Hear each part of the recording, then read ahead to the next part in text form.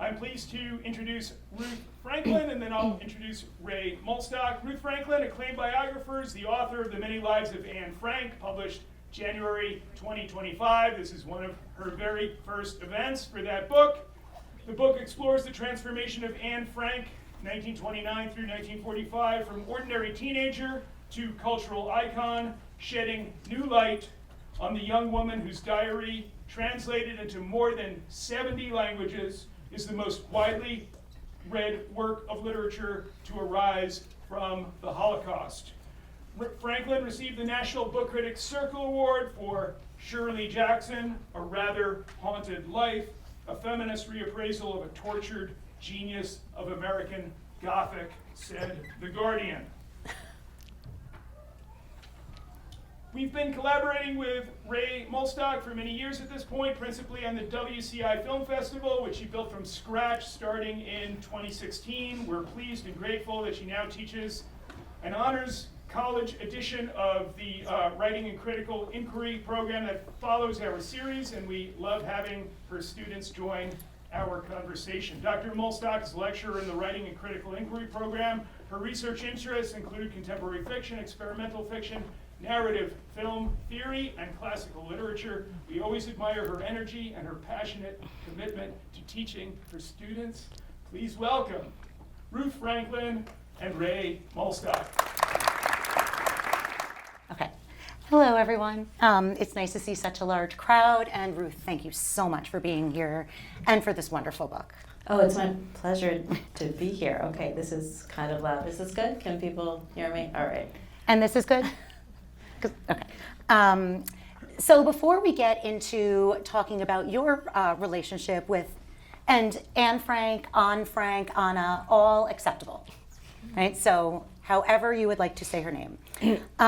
So before we get into your relationship with her through your writing, I would like to just ask a question about her. Why Anne Frank? Of all the victims of the Holocaust who went into hiding, we have to imagine that several of them kept journals, diaries, or accounts of their experiences. There are, as you note in your book, several novels that were published after the war as well. So how did Anne's, above all others, become, quote, the most famous work of literature to arise from the Holocaust? Well, first of all, thank you so much. Thank you for this conversation. Thank you so much to Mark and everybody at the New York State Writers Institute. It's such a privilege to be here with you today. Okay, so why did Anne Frank's diary become the extraordinary document of the Holocaust that it did? So there's several parts to that answer. One, of course, is that, as you say, there are many diarists of the Holocaust. Anne's diary had the great fortune to have been preserved. It was when the annex was raided. Of course, she was, I'm sure everybody here probably knows the story of Anne Frank, but she was in hiding in Amsterdam for just over 2 years with her parents, with another family, the Van Pelzes, and the dentist Fritz Pfeffer, so in total 8 people in their hiding place. It was betrayed, we still don't know by whom, to the Gestapo and raided by the police, and everybody there was deported to concentration camps. After the raid, 2 of the women who had helped sustain the family in hiding, both of them were former employees of Otto Frank, Anne's father. They searched the annex for valuables and they found Anne's diary. And they held on to it. They collected all the pages that they could. They held on to them with the hope that Anne someday would return and would return to claim them.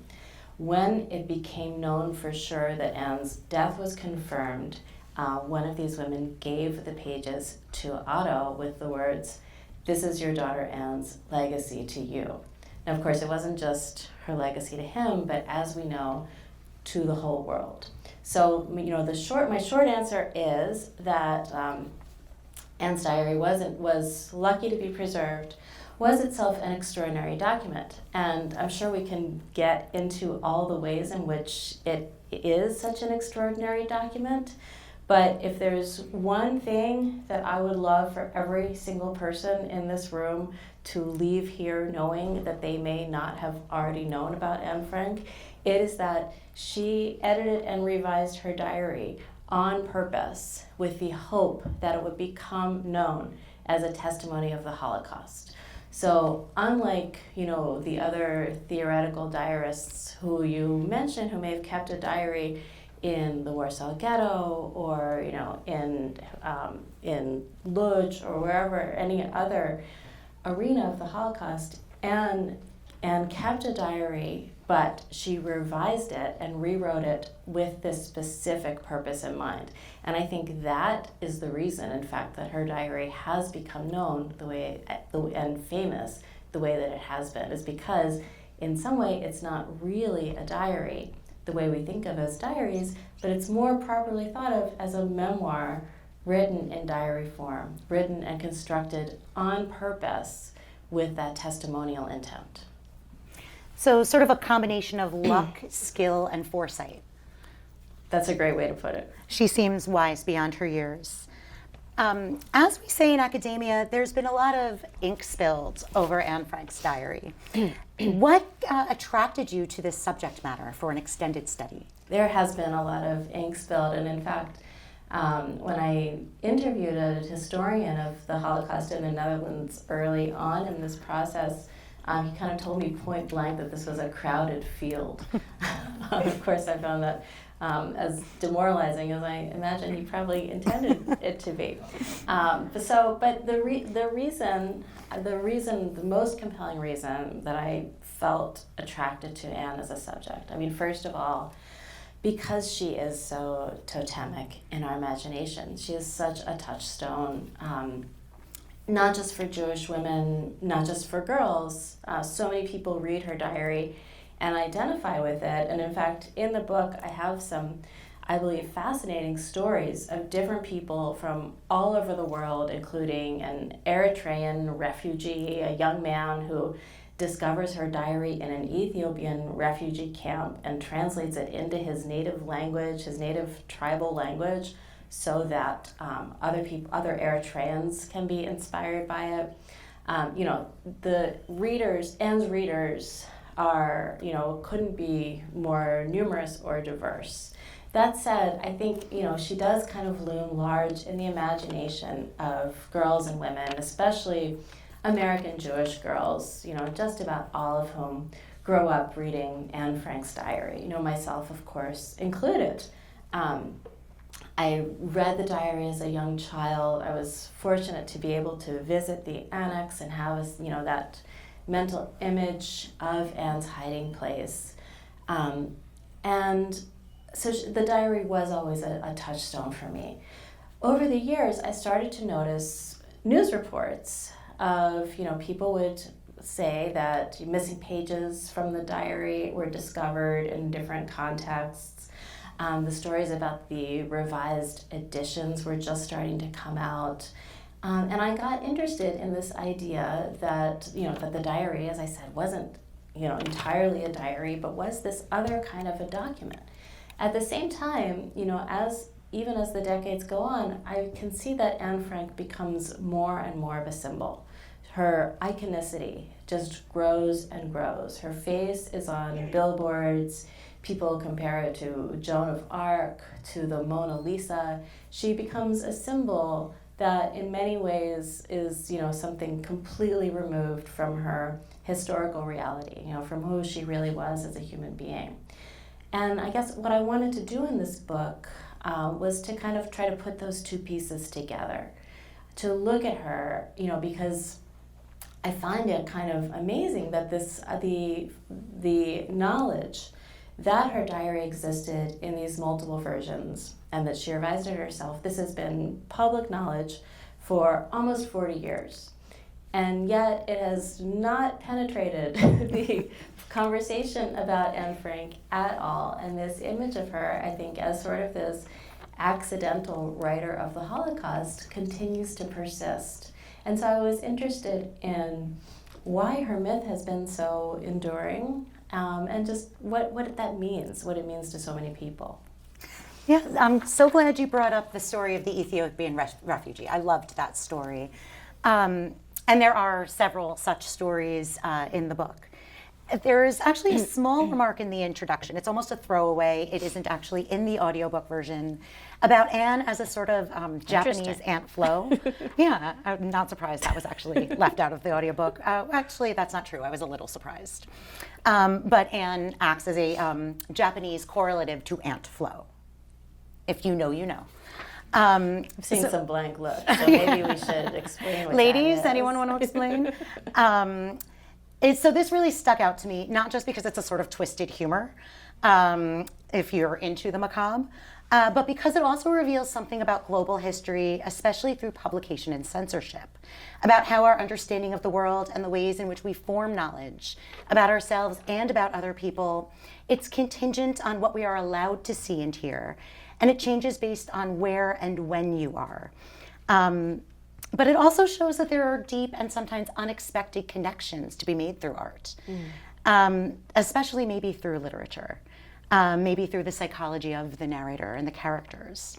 Now, I'm just wondering if there's anywhere else that you met Anne that stuck out to you as strange, unexpected, or really just interesting in these terms. And for those of you who haven't gotten to this part of the book, as Ruth tells us, the Diary of Anne Frank was the first book published in Japan to mention a menstrual cycle. Right. That's the backstory behind the Anne being used as a euphemism in that way. And yeah, I think it's so interesting to think of Anne almost as like a Japanese Judy Blume, who is seen as relatable for the very intimate but also frank and honest way that she talks about her body. That it was really one of the first books in Japanese to do that. And I think, though it was, of course it wasn't one of the first books in English to do that, it did, I think, a surprising place that one might see Anne Frank is in the development of young adult literature as a genre. Because she makes this young girl's voice, the idea of the teenage girl as a narrator, she makes that legitimate. When Otto Frank first was trying to publish the diary, which he published it first in the Netherlands in the original Dutch. Sometimes people are confused about what language the diary was originally written in, because Anne actually was a Jew of German origin, but she wrote the diary in Dutch, and it was originally published in the Netherlands in 1947.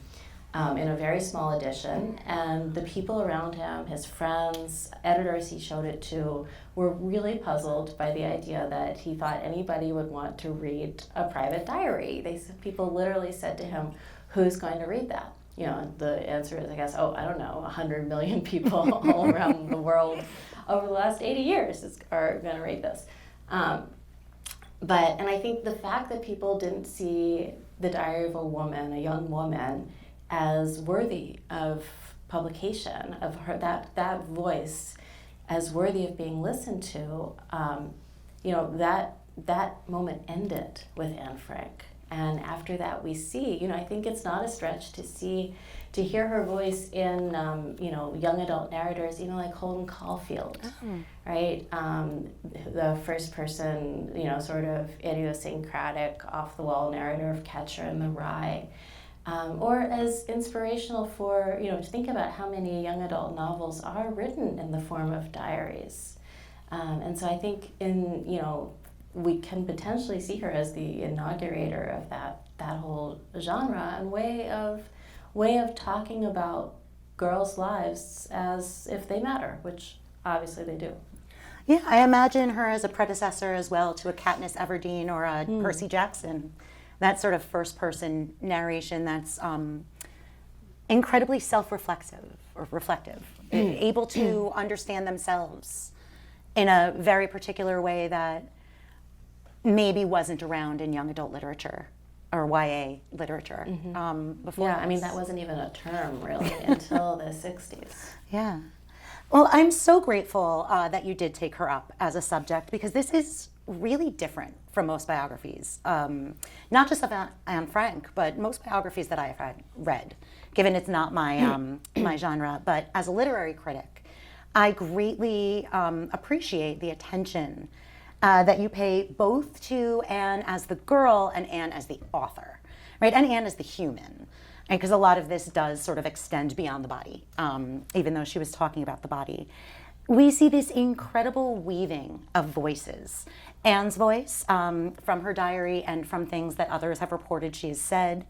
Other voices from her generation, her classmates, her friends, her teachers, her neighbors, other survivors, government officials, at time documents. Of course, her father, who survived and had a strong hand in the publication history. And of course, your own voice, which through, in particular, the first half, kind of provides a haunting presence. Sometimes subtle, sometimes overt, but the voice of the things that Anne could not have known at the time. We also see an extensive array of literary techniques, both Anne's and your own. So I want to ask about the research and writing style of this book. How did it differ from your previous award-winning work on Shirley Jackson, and why did you couple this particular style to Anne Frank? Well, thank you for that interesting question. So for Shirley Jackson, I knew going into that project that I wanted to write a conventional biography, a traditional biography. My goal in that project, although I like to think that it's entertaining and fun to read, my goal in that project was to kind of recuperate her as an important author. Important writers in our culture need big tome biographies to help create a sense of their significance, to put them in context, in literary context. And that was really the specific aim of that book. And it took me a while to figure out what my point of view as an author who's also a sort of a narrator here would be. I always understood what my position was with respect to Shirley Jackson. Anne Frank, she doesn't need me to make her important, right? The world already knows who she is. And I had in my mind from the beginning, when I first started thinking about this book, the phrase just popped into my mind that I wanted to write alongside Anne rather than over her. I didn't even know what that meant, or what that was going to look like in the book, but that came to my mind as what had to be the guiding principle of this book, because otherwise it seemed like an act of extreme hubris to write a biography of somebody who has written, one of the best known diaries of all time, in which she tells us extremely effectively, in her own words, her thoughts about everything that's going on, inside and around her. But as I started to do the research for this book, as you mentioned, one of the things that became clear to me was that it was important to be able to show what was going on around Anne that she didn't know about, to give the context of the Holocaust in the Netherlands, which, everything that was happening outside the walls of the annex while she's hidden inside it. Things that she doesn't know about and can't comment on, or that she understands in only the most oblique way with the news, the small amount of news that she's getting from listening to the radio or talking to the helpers. But nonetheless, that people are out there making decisions that are going to be extremely consequential for her fate. So for that reason, it seemed really important to bring in all of that context. And as I moved into this world, I appreciate that you brought up the variety of voices that I tried to bring in here. So many people connected with Anne have left traces in the form of memoirs or interviews, oral histories. Many, many people have given testimony about her, about themselves in relation to her, so that it really was possible in many cases to build out her story into the story of a larger community, this larger community of Jews in the Netherlands, of German Jewish refugees, of this world in which she lived. And that became particularly important to me in the chapters that detail what happened to her in the concentration camps. Because, of course, as we know, she left no record of her time in Westerbork, where she was the Dutch transit camp that she was first deported to, or then Auschwitz or Bergen-Belsen, where she died. So I looked very closely especially at testimonies by other Dutch women in the camps who were there around the same time as she was, some of whom knew her there and remembered having seen her, but others who didn't know her but just were women in the camps at the same time who had experiences there that I felt that, we can't, of course, say for sure that these are things that happened to Anne, but through a kaleidoscope, sort of a collage technique of bringing these voices together, I felt it was possible to paint a picture of what these camps were like, and so to engage in kind of an informed speculation that if this was something that happened to many other women like her, it could also have been something that happened to her. And I thought that felt particularly important to me to rely on women's voices in that context, because it became clear to me that, as you mentioned in your introduction, not to denigrate them at all, but that the major texts of the Holocaust that we know so well are written by men. And they tell the story of the camps from a male perspective. And as I read more and more of these testimonies by women, I came to see that the experience of women in the camps where Anne was, Auschwitz and Bergen-Belsen, was in some ways different from the experience of men. Which, is not to say that, that it was lesser, or that it was worse, simply that it was different. The Nazis persecuted women in somewhat of a different way, and women were vulnerable to persecution in some different ways. And it felt important to me to recognize that and to remind the reader that the Nazis would have seen Anne as a woman.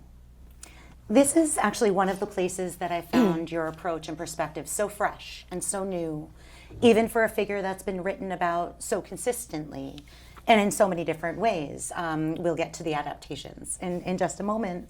But I've never read anything about culture in the concentration camps before. And it was such a lovely, almost respite from what we know happened in those places, from what we've read happened in those places, but to know that they sang and they were together. Community was so important to them. They visited each other. They snuck each other food. They told stories. They preserved holidays. Some really beautiful togetherness came out that does seem particularly maybe feminine, and maybe that's just because of what stories survive that it feels that way. So thank you. Yeah, I think that's right, that atmosphere is specifically feminine. And it's something that researchers on women's experiences in the Holocaust have found was that women tended to look out for each other and to stick together in groups either of biological families or of created families to take care of each other in the camps. And so one example is, so Anne was in Auschwitz together with her sister, her older sister, Margot, and her mother, Edith. And at different points, it seems like they formed a group with other pairs of sisters and mothers at the same time. And when the girls, there's one story about how the girls were all together in a sick barracks, and the mothers also stuck together and worked together to get food to them and valuables that they could use, which is a really lovely way to, if there's anything redeemable to be found in this world, which I don't know, maybe there isn't, but I think there is something a little bit consoling about the idea that she was loved and taken care of to the extent that it was possible.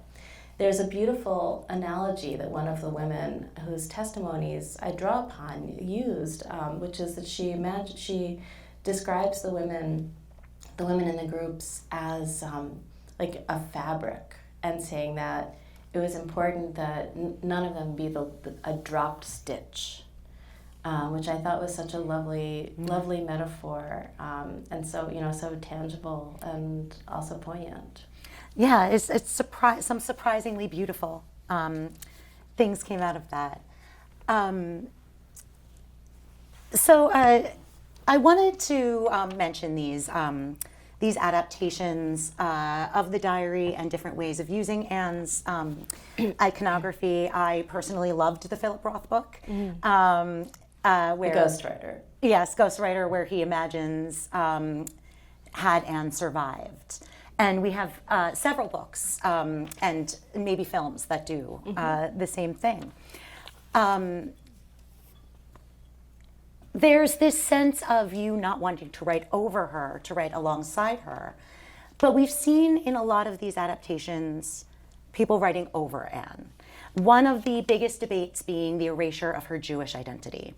There's a lot to be said for the universal appeal of the diary and the fact that you mentioned its readership was primarily comprised of non-Jewish readers, which I personally found extremely interesting.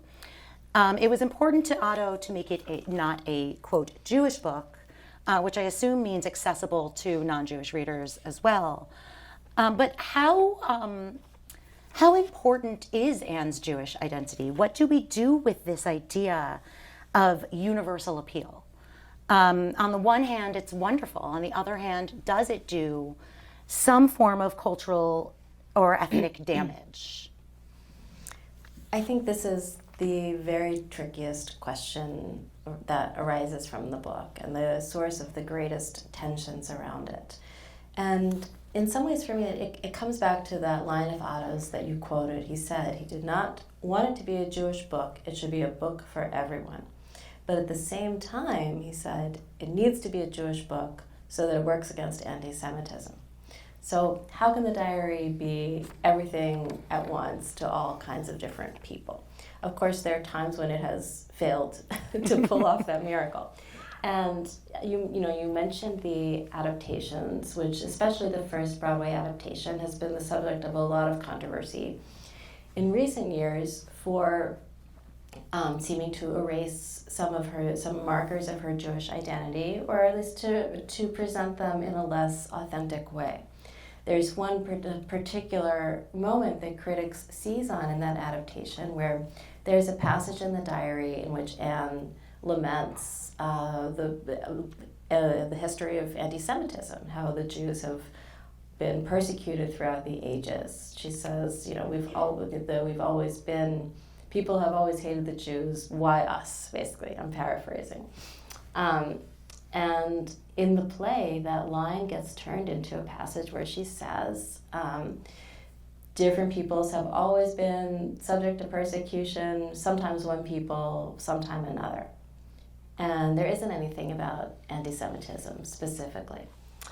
And, I think that it's a tough call. The diary has to walk this very uneasy tightrope between, being something to everybody and being nothing to nobody, right? If her identity is, distilled down to nothingness, then eventually it's not going to be meaningful. But there are so many instances that I came upon while researching this book of Anne's diary inspiring people universally, understood in the most beautiful and generous way. And one of them that I discuss in some detail is the story of anti-apartheid activists in South Africa who actually had access to Anne's diary while they were in prison on Robben Island, which is this prison miles off mainland South Africa where they're extremely isolated. Somehow a copy of the diary made it there, and these prisoners passed it around and wrote out quotations from it in their own notebooks, and clearly were deeply inspired by it. And in fact, years later, when an exhibition about Anne Frank came to South Africa, Nelson Mandela and some of these other former prisoners talked about how deeply consoling they found Anne's diary when they were in prison. So, and I find that extremely, extremely moving. I think, the idea that it's possible to be inspired by her story, to find things to relate to in it, while at the same time not assuming identification. And I think that's part of the key. When we say, that this political situation or something like that reminds us of Anne's world, or reminds us of something that happened then, feels resonant in what we see now. that's different from saying that this is just like that. I think, when we draw that kind of identification is when we start to run into trouble. Yeah, we can certainly all understand being locked in a small room a little bit better now, even if the circumstances were different. So you spend a good deal of the second half of the book discussing what you call the, quote, myth of the diary's creation. Can you explain a little to the audience briefly what you mean by myth and how that compares to the truth of the diary's publication? So by myth here, I'm going back to the idea that the diary was, as it was titled, a diary. It was Otto Frank and the American publishers especially made the choice to call it a diary rather than to acknowledge the kind of complicated history of the complicated writing and editing history that had gone to the text. So I'll just to explain briefly. The reason that Anne decided to edit her diary is that in March 1944, after she'd been in hiding for almost 2 years, she heard a minister from the Dutch government in exile give a speech on the radio in which he called for citizens to preserve their documents of the war years to be included in a future national archive. He said specifically, history can't be written on the basis of official documents alone. If our descendants are ever going to truly understand what we as a nation went through, they will only learn that from our private papers. And Anne says in her diary that all the residents of the annex hearing this made a rush at her diary. They knew that it was exactly the kind of document that he was asking for. But at the same time, and we can see in the diary, we can see her thinking this over for a couple of months. And she realizes that the diary, as she's written it, is not going to work for this kind of public audience. It is too personal. The first draft is full of all kinds of stuff that, if you've only read the diary in its published versions, as almost everybody only has, you would never recognize this as Anne's voice. It's got, daydreams about clothes she's going to buy if she ever gets to go shopping again, and it's got a whole page of her classmates' names with mean things that she says about them. Like the first burn book. Exactly. It is not meant for public consumption. But more than that, so it has all these things, but it also doesn't have enough of what actually is necessary, which is actual facts and impressions of the results of the persecution of the Jews. So she goes back to the beginning and she literally rewrites the diary on new pieces of paper. And there's an image in the front of my book, the only picture we included in this book, other than the one on the cover, is an image on the frontispiece that shows the diary in its different versions. And I wanted to show that because, we all know what Anne Frank looks like. But most people just truly don't have a sense that she did this and why it's important. And so she went back and rewrote it from the beginning, and part of what she did was, not just to rewrite her former entries, but actually to add new ones. And for instance, she adds an entry in June that she dates June 1942, but she's writing it 2 years later about a trip that she makes to the dentist, where she writes about how difficult it was to walk an hour to the dentist in a heat wave because Jews aren't allowed to use public transportation.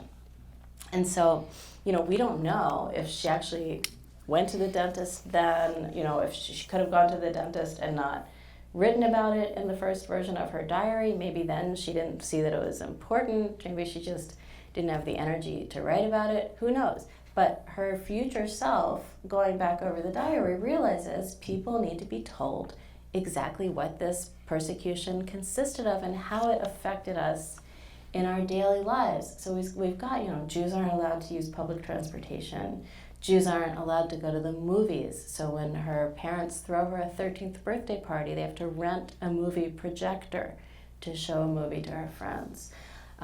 Jews aren't allowed to go in public parks. There are only 2 ice cream shops that she and her friends are allowed to visit, and so on and so on. And all of this combines with her greater writing skill 2 years after 2 years of diary keeping under these extreme circumstances to produce the text that we all know and love and that has been so powerful. But the choice was made to present this, not as a memoir written in the form of diary letters, which indeed that seems kind of clunky, but as, the diary of Anne Frank. And so that's what I'm referring to in the sense of this myth that springs up and all the things that go alongside it. There's sort of a myth that Otto didn't really want to publish the diary and had to be sort of strong-armed into it by his friends, which is total nonsense. It seems really clear that he saw the potential of this book from the beginning. He believed in it as a book that could be useful to create world peace. Really was what he imagined. To spread peace and tolerance worldwide, understood in the most general way.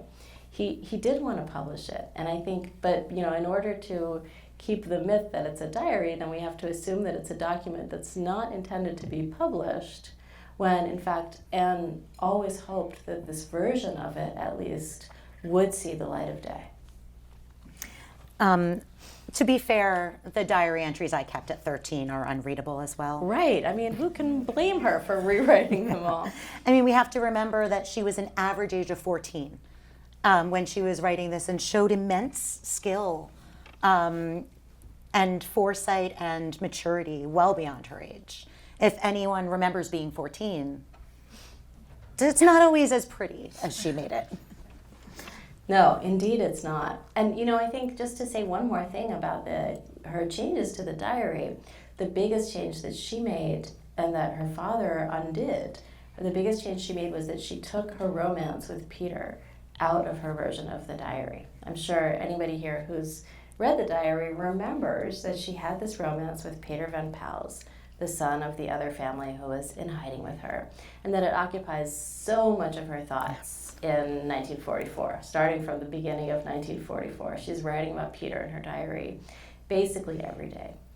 And she took out these entries in her rewrite. Why? We don't know, right? Maybe she thought it was too personal, but also maybe she was writing a document of testimony about the persecution of the Jews, not, a document of adolescence that the diary has so often been made to be. And her father, Otto, it's often said by people who I think don't have a real sense of the kinds of changes he made to the diary. It's often said that he censored her criticisms of her mother, or he censored her thoughts about her changing body, other things like that. That's just not true. All of those things are in the original published version of the diary. What he did that really went against her wishes was to publish her romance when she took it out. And, we also can only speculate about why he did that. But in the book, I speculate that it's because it was such a great story.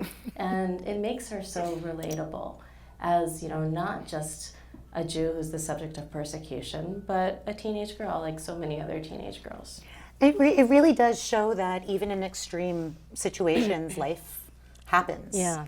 Love happens. Hurt happens. I have one more question for you, Ruth, before I turn it over to the audience, but I have a question for the audience.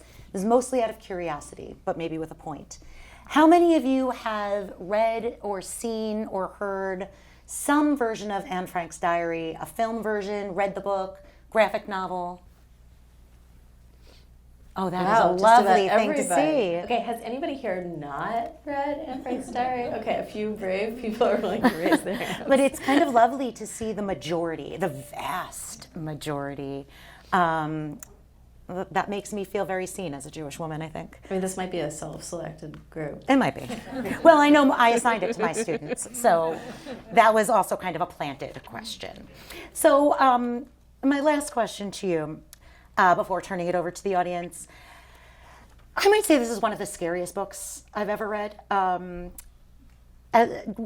much scarier than the literal horror novels that we read last week. And I think a lot of it has to do with the subject matter and with the time that I was reading it. It is incredibly prescient that we're reading this book now. I will not say much more than that. But if Anne were here, if she and not in a Philip Roth resurrection fantasy kind of way, but from what you have learned about Anne, which I know is an impossible question because no one knows who she would be right now. What do you think she would have to say to us in this room right now? Well, it is an impossible question, and in the book, I deliberately refrain from imputing to her political positions that she didn't hold and couldn't have held. And mostly that's because I think just nothing good can come from that. So of course I'm going to ask it anyway. You know, but what you're asking is actually something a little bit different. And you know, I think if there really is a lesson to be drawn from the book, it's not what Anne would have thought, but how does the situation of the Franks as refugees in the 30s from Germany and then in the early 40s as would-be refugees from the Netherlands, what does their story have to tell us about refugees today? And I think this is a lesser-known part of their story. You know, of course, they fled to the Netherlands from Germany in 1934 after Hitler came to power. And that, which of course is well known, but the part that's less well known is that they tried to come to the United States. And if you've seen the Ken Burns documentary, The U.S. and the Holocaust, you'll know that there's a certain amount in there about the Franks' story and what happened to them. That they tried to apply for U.S. visas in 1941, especially, is when most of that was going on, and were stymied by our country's impossible to navigate rules around how you could get a visa from Europe, as well as by quotas imposed on refugees from Germany, which they were considered as German refugees, by xenophobic elements in the U.S. government who saw these refugees or who claimed that they saw them as a potential fifth column, you know, as a danger to the U.S. And I found those pages really, really hard to write. I looked at, you can see Otto Frank's file. It's held at the YIVO Research Institute in Manhattan. You can go there and actually see the letters that he wrote to his friend Nathan Strauss, who was a powerful official in the Roosevelt government, to try to help him get a visa, as well as the testimonies made by Strauss and by others to the various refugee committees that were tasked with helping people with this. And you know, of course, you read this file with such a sense of futility because we know all along what's going to happen.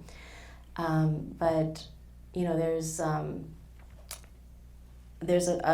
if we're searching for moments of light in all the darkness in this story, one that I found was Edith Frank, Otto's wife, Anne's mother, had these two brothers who had emigrated from Germany to the U.S., I think in 1938 or 39, right after Kristallnacht. And they were working in Massachusetts in menial labor jobs, and also working very hard to help the Franks get visas and come over. And one thing that people needed was affidavits. And so because the Franks were a family of four, they needed 4 affidavits from different people. So Edith's 2 brothers, Julius and Walter, each provided an affidavit for Otto and Edith. And then 2 strangers, people who didn't know them, wrote affidavits on behalf of Anne and Margot, which I found. So one of them was one of the Edith's brothers' employers, and the other was a friend of his, some random Jewish guy in Massachusetts who had no connection to them whatsoever, and who wrote an affidavit so that Anne Frank could get a visa to come to the U.S. if that would have been possible. And I was thinking about that. I mean, it's truly not my intention to draw direct lines from between what happened then and what happened now. But I was thinking about that a few weeks ago, reading a piece in either the Times or the New Yorker that was a profile about some of the illegal immigrants who may be among the first to be targeted now. And the piece described how strangers were writing affidavits for some of these people hardworking people who simply want to stay here and continue carrying out their lives. And the idea that strangers were writing affidavits for them rang a little bell in my mind. Sometimes we can believe in the goodness of people. Jen? Do any students have questions to start things off? If you were seated on the floor, you might need to stand up.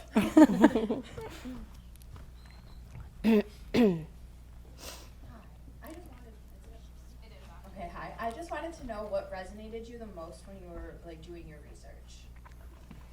Okay, what resonated the most when I was doing my research? I was really,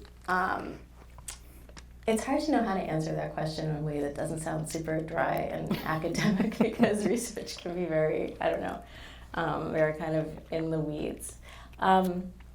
One thing I really loved about this book actually was that the research never felt dry and academic. For the most part, I was reading people's memoirs and testimonies, and everybody had a different perspective and kind of a different investment in what they were writing about. And that was true even for this this textbook that I read about the Holocaust in the Netherlands. It was the first history to be written of that period by a man named Jacob Presser, who is a Dutch historian who not only was a historian who, after the war, wrote this big compiled history based on all kinds of archival documents that he later had access to.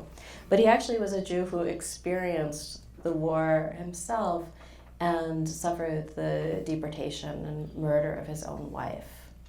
And throughout this book, you feel those elements in tension with each other. He's trying to write a history book. And then periodically, it's something that just wasn't done back then for historians. It's hardly done now for historians to inject their voices into the narrative. But he just couldn't help himself. Every once in a while, and by once in a while I mean like 3 or 4 times in an 800-page book, he allowed himself a little personal aside. And it was moments like that reminded me that we're writing about human beings. History is the story of what happens to human beings. Other student questions first? Okay. So sorry. Can you pass this down by force?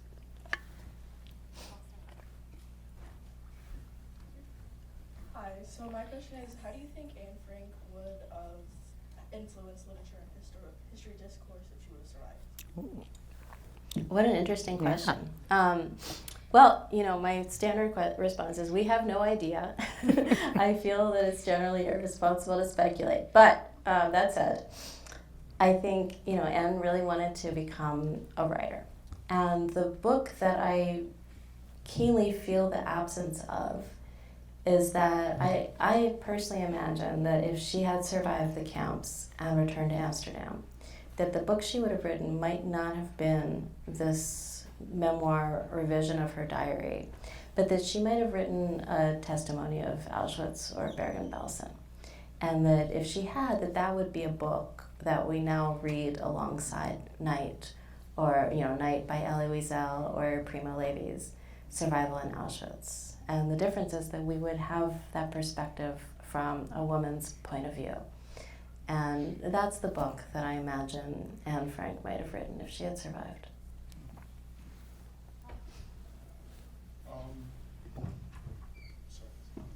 You spoke a lot about Anne's identity and how important it was to have the book written from the perspective of a Jewish girl.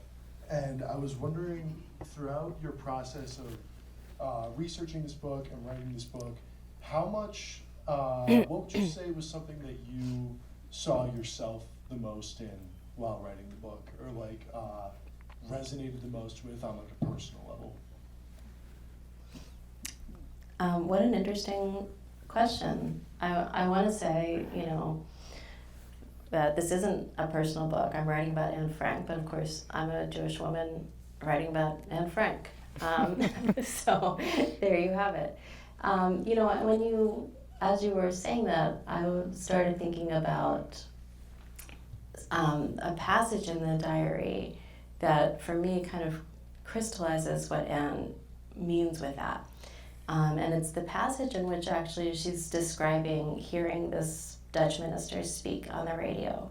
And she says something like, again, I'm quoting badly because I have a terrible memory for quotes, but she says something like, wouldn't it would be so funny if 10 years after the war people were told what we Jews ate and what we talked about and how we lived here.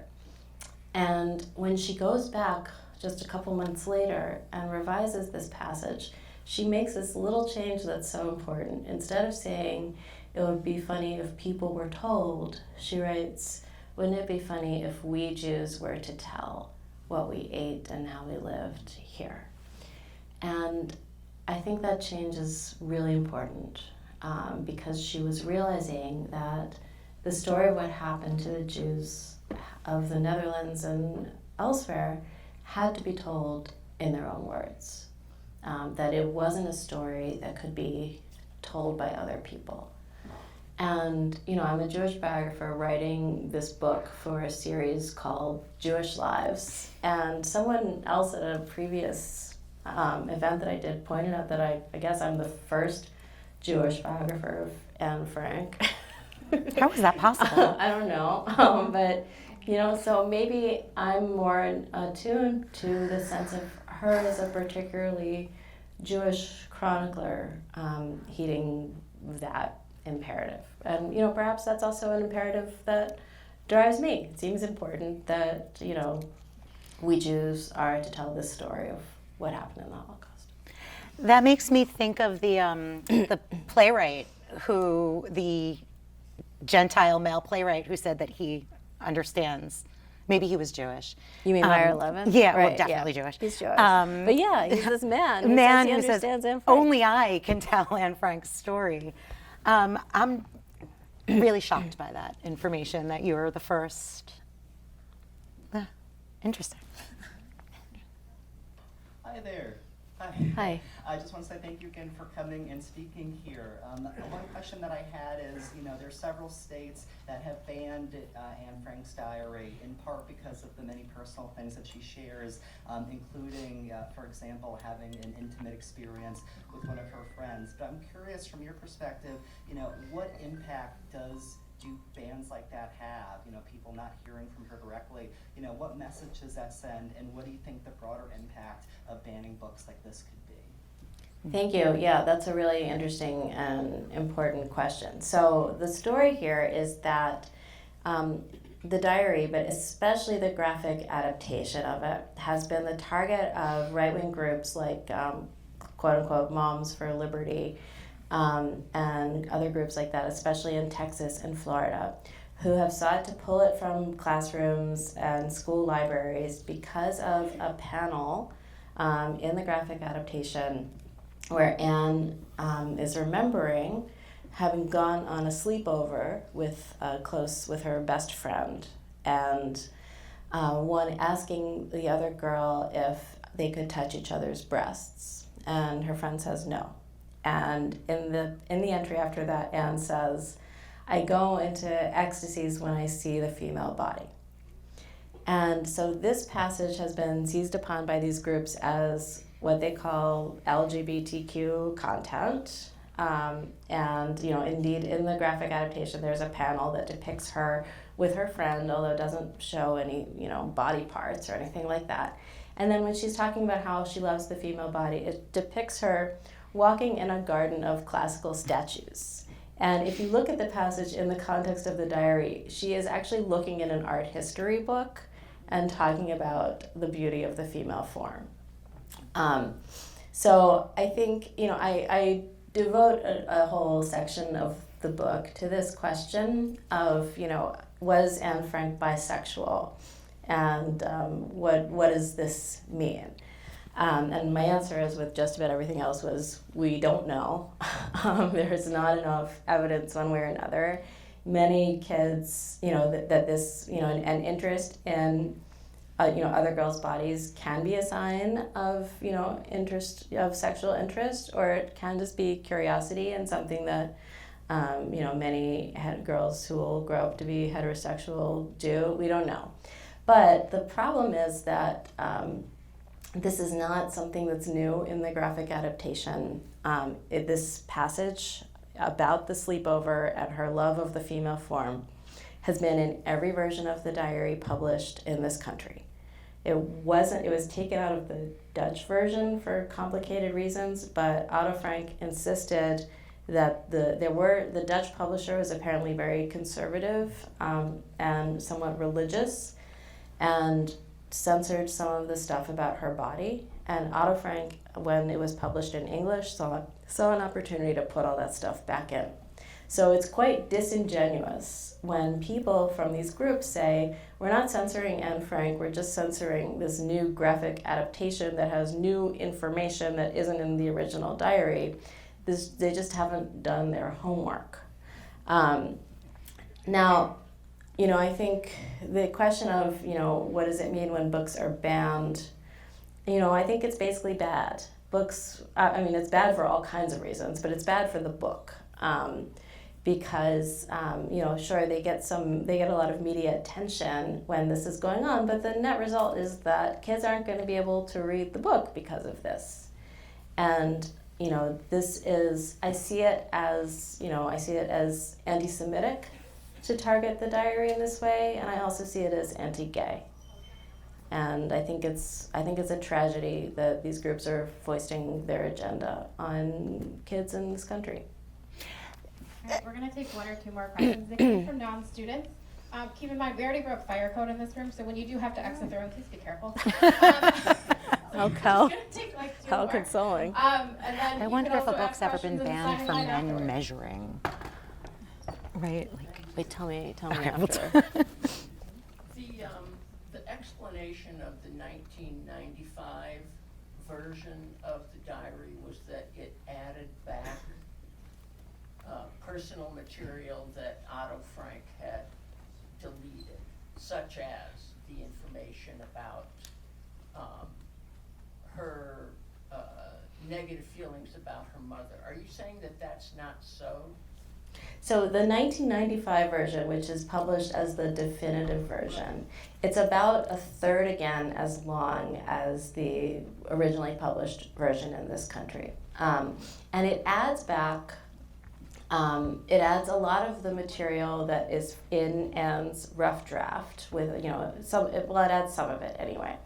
The majority of this material wasn't cut by Otto Frank. Most of it was cut by Anne herself. It's true that he took out a very small amount of her criticisms about her mother. But if you look at the originally published version of the diary, it's quite evident that Anne fights a lot with her mother and has a lot of negative things to say.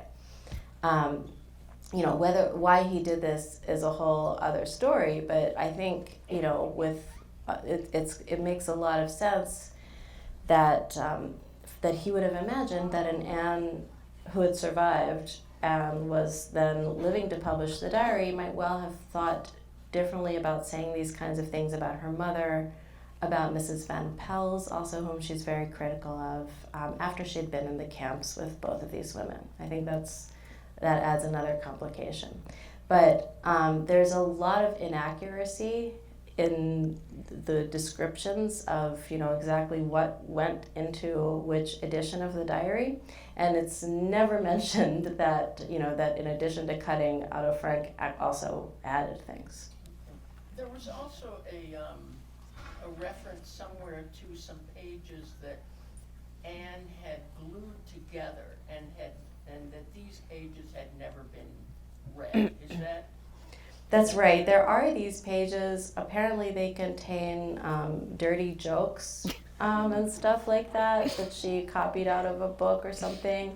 And yes, they're glued together in a way that makes it look as if she hadn't wanted anybody to see this. And to my knowledge, this is one place in which her wishes have been respected and they haven't been published. So nobody has used some high-tech imaging technology like they use on the Dead Sea Scrolls? Well, in fact, I coming. have heard about. The layers. Yeah, I have heard that something like that has taken place. But to my knowledge, what's on those pages hasn't been published. Thank you. One other quick note, if the bookstore runs out of books, you can still order from the bookstore and Ruth Franklin can sign a book plate. And if you order through the bookstore today, it's 20% off. Thank you.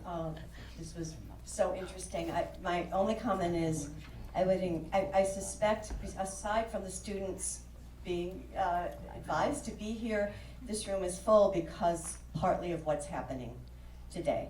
So I would encourage you not to be timid and not to shy away from, and I understand your role as an author and a researcher, but it's pretty scary out there for many of us. So thank you for bringing the story back into our lives.